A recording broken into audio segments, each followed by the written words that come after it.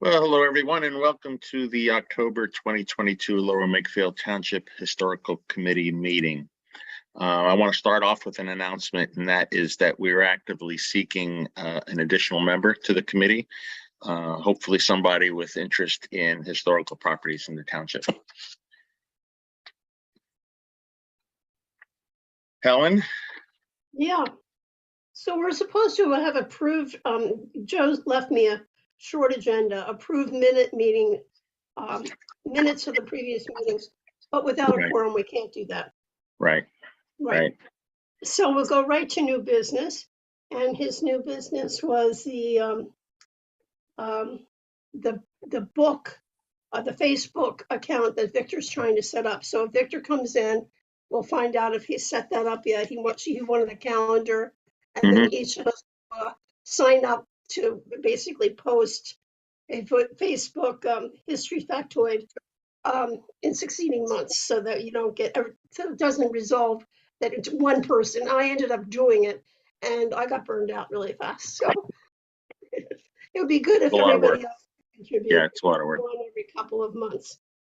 The third item on his agenda was funding priorities, and of course he has.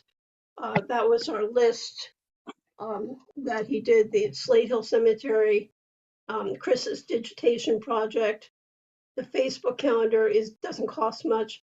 The master plan development is something that's come up because the ad hoc committee apparently tomorrow night will be recommending the township go out to bid for planners. And the cost of the RFPs, writing the request for proposals, is going to be around $19,000. So if you kind of juxtapose what the entire master plan is going to be, and kind of look at what they just finished from getting the Makefield master plan, that was close to $100,000. So I think basically he wants us to support that master plan for the Patterson Farm, but insisting that as part of it, they do the archaeology and perhaps the dendro as part of it as well. So that would be kind of contingent. Our cooperation along those lines would be contingent on if that is put into the master planning part of it. This whole thing I find is fraught with peril. I don't know how you feel about it, but that's a terrific amount of money to be spending on something I thought they were supposed to do. Yeah, you mentioned the dendrochronology again. I thought at the last meeting we had decided that probably wasn't worth doing. Yeah, but then since then there's been some other local, I can't even remember who told me about it, but some local dendro, and I don't know who they used. I'll follow that, track that down that rabbit hole. But somebody else used a local dendrochronologist, and apparently it turned out well. So I think it was Bolton Mansion actually. So let me check about that, what's going on and who they used. But they found out it was older than they thought. So maybe we'll reconsider at some point. But he definitely wanted to have the archaeological survey. That said, I noticed this week that in driving by Flowers Fields, they installed a sidewalk from the Biles house all the way down to the opening of Flowers Field on the Langhorne Road. And in order to install that sidewalk, they had to excavate probably a foot or a foot and a half down to pour the cement. And that really worries me that no one said anything about doing the archaeology there. I mean, when you're working around a early 19th century house anywhere in this township, you should look for artifacts and look for stuff, and they didn't do it. Where is Flowers Fields? That's a Trello development up at the corner of Edgewood, where the intersection of Langhorne Road and Stony Hill Road. Stony Hill. Okay. All right. Yeah. Got it. Got it. Yeah, so the Yeah. northwest corner there. And so that new sidewalk went in with absolutely, it disturbed a lot. I say that because I don't know if you remember Deborah Gould, but Deborah Gould owned the house on Oxford Valley Road um, next to Manor Care, that big old Okay. white stone house. Yeah. And one day somebody knocked on her door and asked if they could do some metal detection around her house. And she was just amused and she said, "Oh, sure, go ahead." And this guy came out with a metal detector and he literally found George III coins literally underneath her windows. Just, somebody must have dropped out the window. And she was furious because basically, he said it was his because he had unearthed it. Yeah. And yeah, so I'm just saying, and apparently all kinds of other stuff turned up as well, shutter dogs and things that would have fallen out of a window or the windows along her front. So after that, she didn't do that. But that is, we found the metal cannonball in our backyard, for gosh sake, and a 12-pound cannonball, and all kinds of metal shot, basically drop metal shot that soldiers must have put together during the revolution. Is that caliber shot. Mhm. So grape shot, and anywhere in this township, you're going to find arrowheads. So you got to be aware of what is around. So anyway, so he wanted us to do that. Also, his estimate apparently went out with Jim Majewski to Slate Hill Cemetery, and the estimate was about $20,000 to repair the wall. And being on the National Historic Registry, are there any funds available from the government for that? I was just looking at that. We are what's called a CLG, a Certified Local Government in Lower Makefield. We applied for that back in, I can't remember what the date of this. It was 1998. So Mhm. since then, we are supposed to be filing annual reports of educational milestones by this commission and the hard board. We have to have a duly authorized hard board. We're supposed to have a preservation person, historic preservation person actually on the township staff. And they kind of got around that by saying they had a contract with the Heritage Conservancy. However, I don't think that's in effect anymore. But they do need somebody to advise them of historic preservation. Now, Jennifer Stark is the person who's going to be writing that RFP for the Patterson Farm Master Plan, and being paid to do it. So I guess we technically do have a paid person on the staff of the township at this point. But that is if that goes through. I mean, that has to be approved by the Board of Supervisors, and they have to agree to spend that kind of money. And considering, how fast this money is disappearing from Aqua, I find it's definitely a worry. Where are Anyway, we with the resubmission for the Patterson Farm? that's what I wanted to talk to you about. I got it all out and looked at it, and what we really need and what I think you could really help with would be a good numbers crunch. I'm not good at that, and I'm pretty sure you are. So basically, it's sort of a statistical analysis of how um, how profitable and what kinds of materials were grown on the farm over the years from the early days. We have all the early tax records, and they don't say much, but they do say that Thomas Janney had upward of 20 sheep on the fields there. So there's some hint he had so many cows and so many horses, etc. And you can compare that as you're going forward as more trees are cleared, getting into the early 19th century. The lists get much more technical, and it'll tell you how many bushels of wheat, how many bushels of rye, barley, all the stuff that are being grown, and that's never really been looked at. So that's And then when you get into the middle of the 19th century, there's something called agricultural assessments.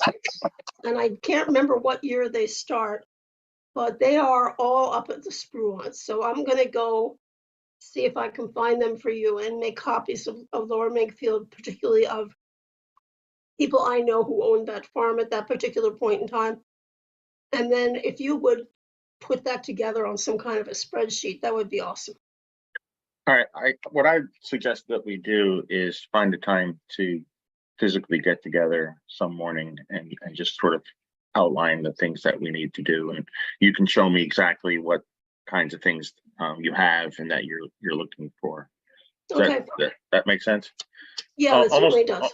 Almost any morning except Monday mornings are good for me. So yeah, I'm working Monday and Wednesday. Okay. So other than that, I'm pretty good. All right. So you want to tentatively next Tuesday? Make it what? Next Tuesday morning? Okay, let's tentatively do that. And as I said, I don't have most of the later 19th century agricultural stuff. So Okay. I will make it a point to go up there. I've got some research to do anyway at the Spruance for private research that people have asked me to do. So I have to go do that anyway. So I can go look at that stuff and see what they have and how accurate it is, and just maybe do a sampling of every decade. If I can do that, I think that would be smart. What is not in this, and what they had asked for after the first submission, was a tie-in between the farm and the historic district, Edgewood Village. It wasn't even mentioned in the application that it was tied in.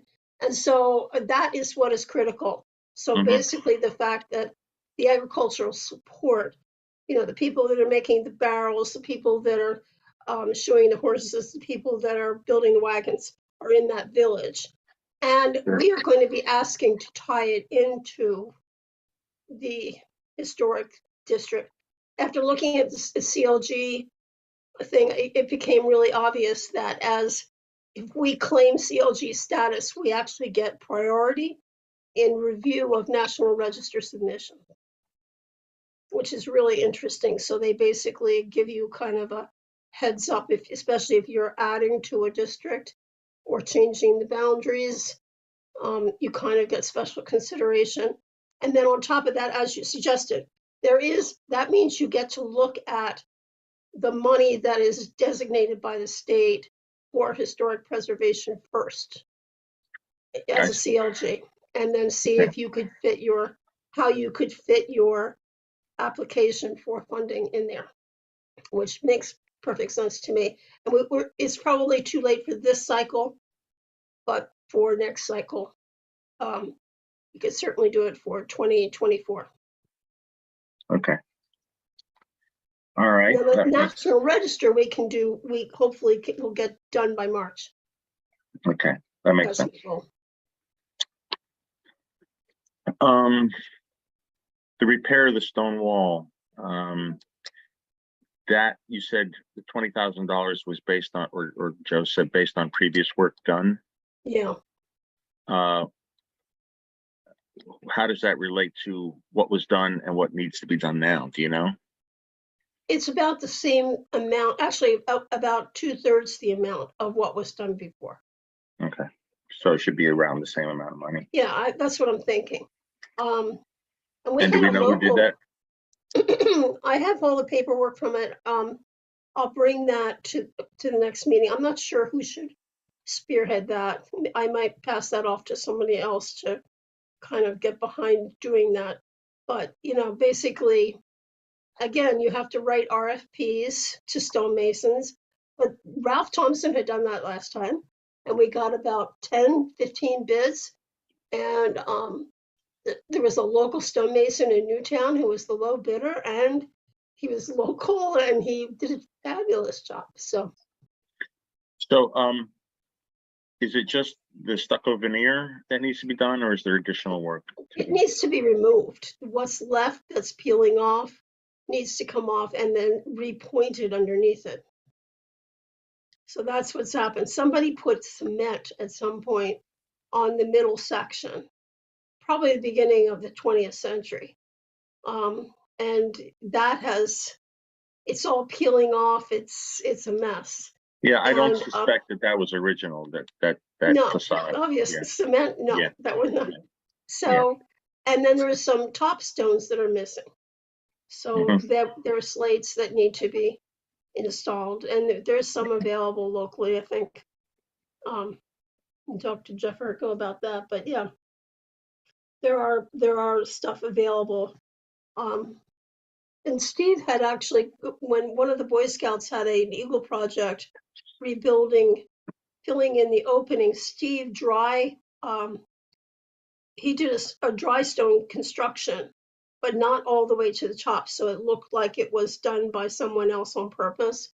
But at this point, we should probably ask if they could actually mortar it together Mhm. so that it looks more regular and the whole thing.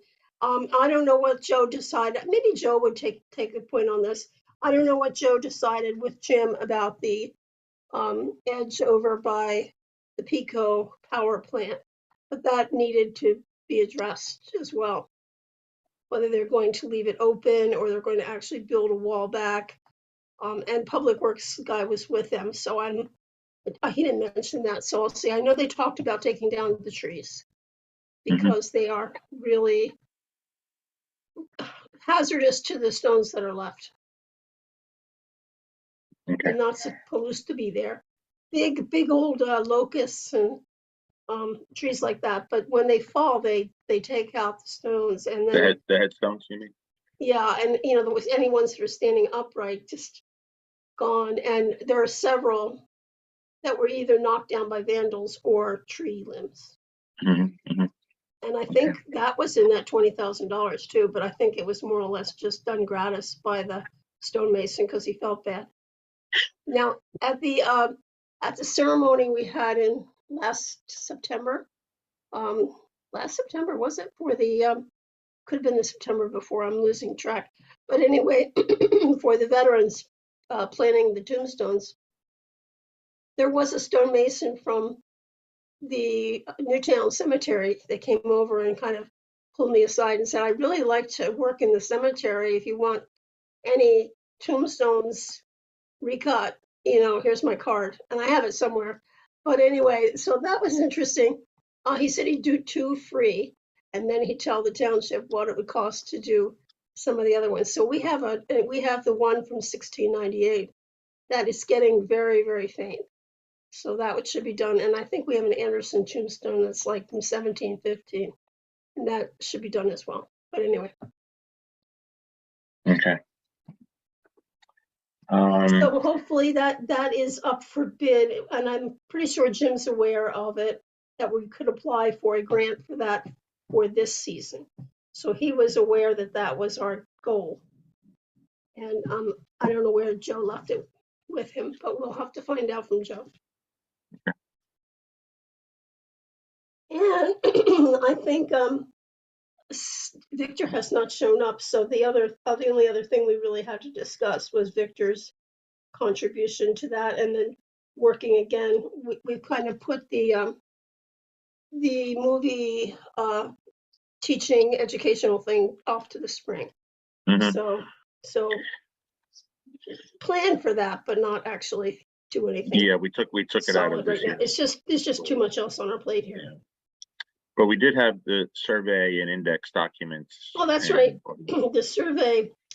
So we talked about it last week or last month, but we really didn't make any plans for that. So, I mean, I think before we can put a budget together, we need to find out what's there. We need to sort of catalog what's there. What's there in terms of how much work there is, or how much material there is, right? Yeah, I know Chris's survey is going to get us a new computer, I believe. That's $5,000 for that. And then learning the program to do the digitization. They're saying they want to hire somebody to actually do the digitization, because none of us have time to spend that many hours doing it unless things go south in the spring. I don't know, then I might volunteer to take it over.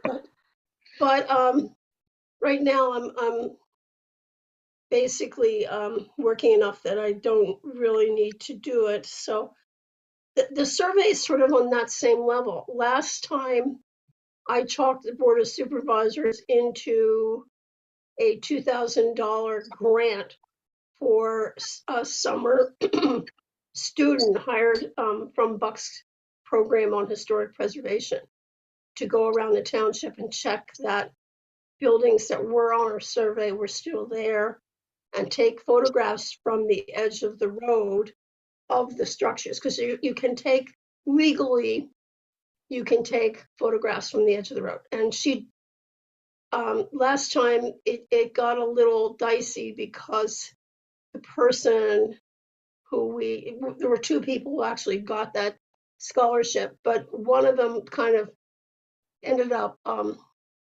talking to people, whether she knocked on their door or whatever. And sometimes they invited her in, and other times they said, please get off my property. So she did when they told her that, but when they invited her in, she took very nice photographs of the various buildings on their properties. But it became an issue. So we kind of had to pull back on it. All right.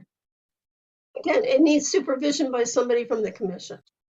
And you have to kind of know where those buildings are to send them, to know where the old house is on Sumter Drive, and to know where the old house is on, Dutchess, and you'll go. Well, that would be worthwhile putting together in a document as to where all of these buildings are and properties.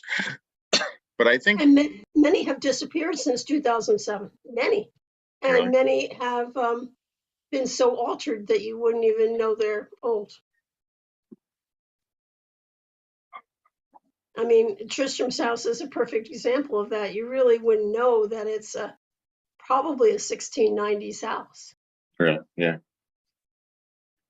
It's got the Victorian tower and, all kinds of doodads that were added, as most of these houses have been, as people lived in them and adjusted to the new styles of the era.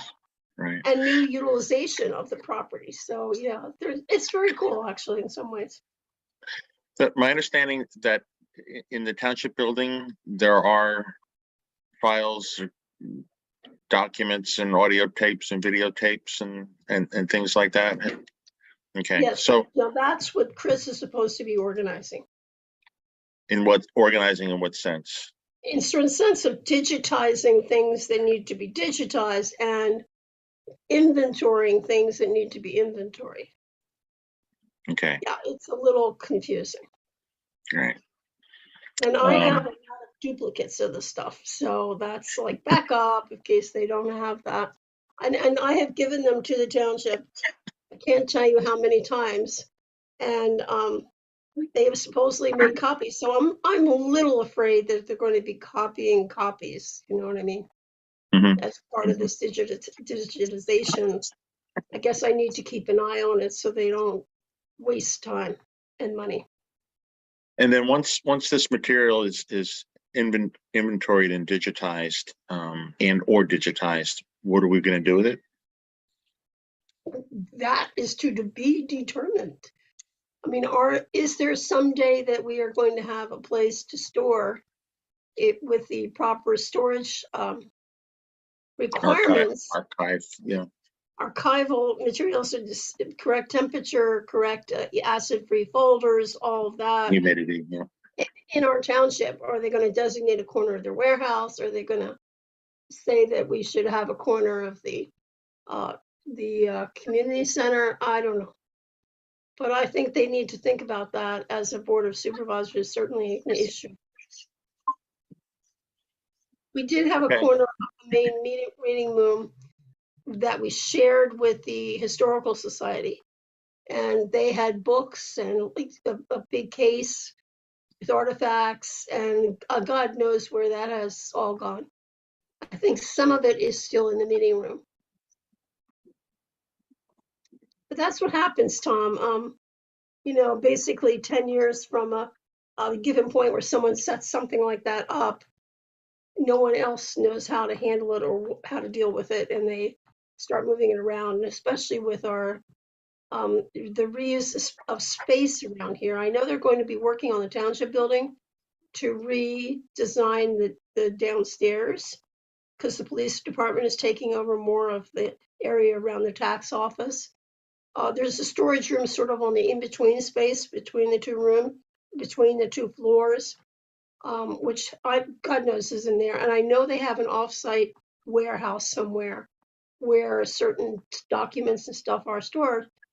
And they are required by a new law that was passed probably 5 years ago now that all townships are supposed to inventory their historic documents. So they actually do need to do it. Okay. All right. And so Chris is this point person on that one? Yeah, we have to appoint somebody. I mean, basically that's, I'm finding myself spread a little thin. Yeah. One of the things since I joined the commission that keeps happening is we talk about getting things done, but we don't put any timeline on it. There's Dan. Dan's here. Dan's been Hi, here. Dan. Dan's been hiding. Yeah, Dan's hiding. So it would be nice to start putting timelines on these things. It really would. I agree with you. I'm so frustrated. It's just, at this time, most years we're planning the September ghost thing in Slate Hill Cemetery. That just totally got away from us this year. And hopefully next year we can do it. But, a little bit of education for the township community. A little bit of direction, and we seem to be spinning our wheels as so many other township commissions are as well. I mean, it's not just us. I think a lot of the volunteer groups feel that way. Yeah, well, setting deadlines, for goals like that will go a long way. And getting it done. Yeah, if you don't ever assign a timeline to these things, then they just keep slipping. Okay, Tom. So I will see you Tuesday at 10. How's that? Good. I'll meet you at your house. Okay. Since you probably have stuff there. Otherwise, I'll be carrying boxes. Yeah. Yeah. All righty. Office right now, and it's a mess. Anything else? I don't think so. Dan, are you here or not? No, I've been letting you guys catch up on stuff. Oh wait, I didn't have my video on. That's why I was. Here we go. Oh, feeling okay? Just the asthma. The mold is terrible. Oh, geez. Not much to update. Tom, I think your comment about action items and deliverables, right? That's what we talk about in our world. Assigning tasks and setting goals. I think I didn't realize we weren't going to have a quorum tonight, but I think we've started to do that a little bit more over the last year or two. I think. Okay. And we need a new member. We need to get. We need to fill. We need to fill the slots, right? Mm-hmm. We need your comment that you made, Helen, a few minutes ago does not go unnoticed in terms of we need to make sure that people on these committees feel like they're doing something that's going to be appreciated.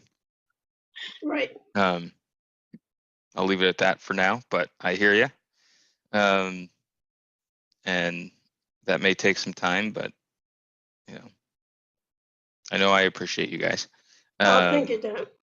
And I get to work with some great committees that are very involved. So I'm, Harb being your cousin committee, so to speak, is super involved as well in a slightly different way. But everyone in the two groups is passionate, knowledgeable, and hardworking. We appreciate that. So, but yeah, the best way to get anything done, Tom, is like you said, make a list, check it twice, put some dates next to it, and hopefully get some So check boxes going. how do you feel, Dan, about this master plan asking for bids for a planner?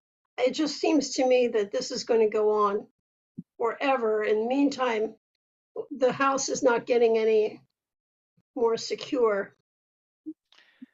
You know, that hasn't been brought to the Board of Supervisors that I'm aware of. I haven't seen anything about it.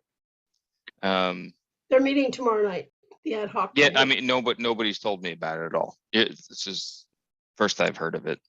So apparently there's a bid, or I guess because it's only $19,000, it didn't have to go to a variety of bidders. But Jennifer Stark's been asked to possibly consider writing the RFP for a planner. This is just what I've heard through the grapevine.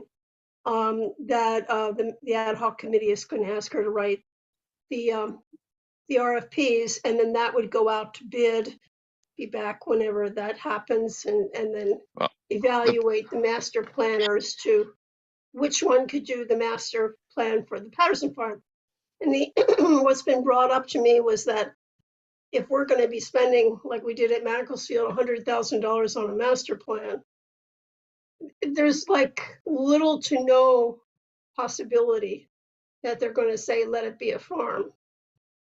it has to be a farm. No. Let me back up a little bit for you. Okay. One, they can't do any of that without the board. They can only recommend that occurs to the Board of Supervisors, and we'd have to vote to allow that to happen. Put something out to bid, vote on the RFP, all that other stuff. And then ultimately we have to vote on who it's awarded to, if that's something that we ultimately agree on. And I haven't seen any of it, Right. so. Well, just be aware that's apparently coming down the pike. I appreciate that. You know, and I'm not against planning. I just want to make sure it's smart planning. Yeah, well, that's the issue. $100,000 spent on planning. I thought that's what the ad hoc committee was supposed to be coming up with, a master plan. The last I heard, I thought you supervisors voted that they would come up with a master plan for the Patterson Farm. Well, I've heard that they feel it's beyond them, so that's why they're. You know, it's good to know your limitations as a committee, and if they think they need help doing something, then tell us why, and we'll see what we can or can't do about it, and what the vision is for it. You know, I'm open to hearing it. This has to be for the right reasons. But the other thing, I'll say this till I'm blue in the face, whether it's just to you two or at a supervisors meeting, it has to stay a farm. There's no way it can't be a farm. Good. Right? I'm glad to hear you say that. It's we will work harder for your re-election. We will work harder for your re-election. Yeah, I think it's going to be very critical. Yeah, it's preserved farmland. It can't be anything else. Yeah. So, you know, whatever, you know, the different buildings, if there's some reuse of it that isn't necessarily agricultural, we'll have to see what that is to make sure it still fits. It doesn't take away from the farm being and doesn't intrude at all on the farm. Right, you can't step on the farmer's toes. Yep. You can't get in the way. Yep. That's number Absolutely. one. So. Well, I'm happy to hear you say that. Yeah. And go on the record that way. That's super. Tom, do you have anything else? Nope, that's it. All right, so Tom and I have a plan to kind of get started on the register thing. We're just going to plow ahead on that. And, I've been listening. Yeah, sounds like you got a Tuesday coffee Tuesday meeting. Morning. I'm expecting coffee and bagels. Oh, well, I don't do bagels, but maybe it's something else. I'll maybe make a coffee cake or something. Oh, that's great. Wow. Just teasing. I'll come by it. Oh, it's next Tuesday. Dang it! I have to. Anytime. Okay. All right. Have a good night. Motion to adjourn, I guess, right? Yeah. Thank you, Tom. All right. Have a good night, everyone. Thank you, Erica. Thank you, Dan. See ya. Bye-bye. Bye.